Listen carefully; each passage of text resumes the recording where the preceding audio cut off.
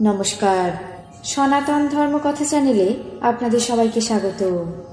আজ আষাঢ় মাসের 14 তারিখ রবিবার, শুক্লপক্ষের চতুর্থী তিথি।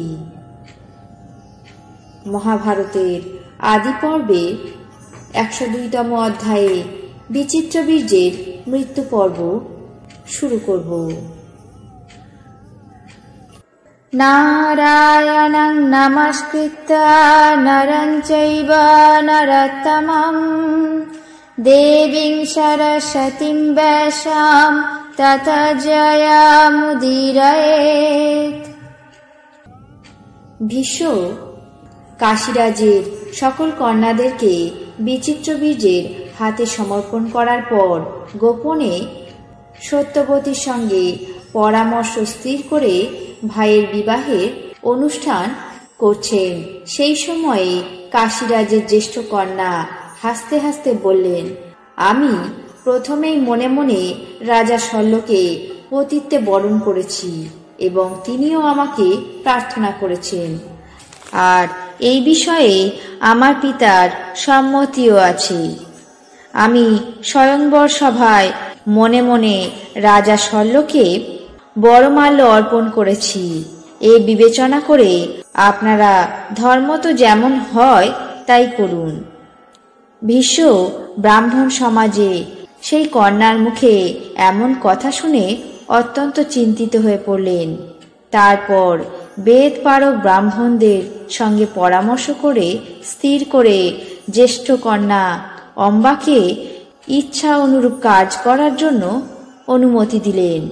অম্বিকা এবং অম্বালিকাকে নিজের কনিষ্ঠ ভ্রাতা বিচিত্রবীর্যের সঙ্গে বিবাহ দিলেন। তরুণ বয়স্ক পরম সুন্দর বিচিত্রবীর্য সেই দুই সুন্দরীকে বিবাহ করে এককালে কামে পরবশ হলেন এবং তাদের সঙ্গে প্রণয় সুখ উপভোগ করলেন। তারা নিজেদের উপযুক্ত স্বামী পেয়ে অত্যন্ত আনন্দিত মনে পতি সেবা করতে লাগলেন। অশ্বিনী কুমারের মতো রূপবান দেবতুল্য পরাক্রমশালী রাজা বিচিত্রবীর্য পত্নীদের সঙ্গে ক্রমাগত 7 বৎসর ধরে নিরন্তর বিহার করে যৌবনকালেই যক্ষারোগে আক্রান্ত হলেন।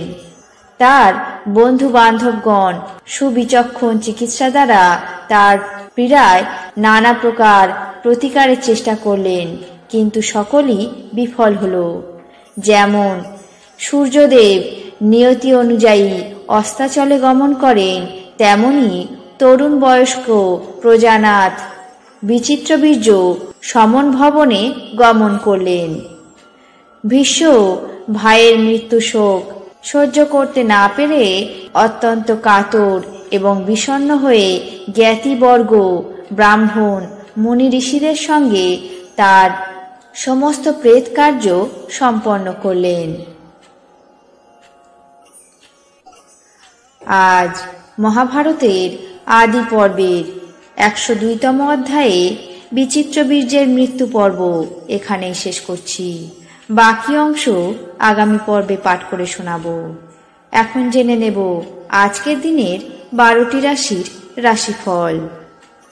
মেষ জুয়ায় ক্ষতি, বৃষ বিভাগীয় বদলি, মিথুন আত্মতৃপ্তি, কর্কট দেহপীড়া, সিংহ চিন্তান্বিত, কন্যা ভাগ্যোদয়, তুলা উপার্জন বৃদ্ধি, বৃশ্চিক চৌর্য ভয়, ধনু ঈর্ষান্বিত, মকর দান ধ্যান, কুম্ভ প্রাপ্তিযোগ, মীন শ্বাসকষ্ট। এই ছিল 12টি রাশির রাশিফল। আপনাদের কেমন লাগলো তা অবশ্যই কমেন্ট বক্সে জানাবেন।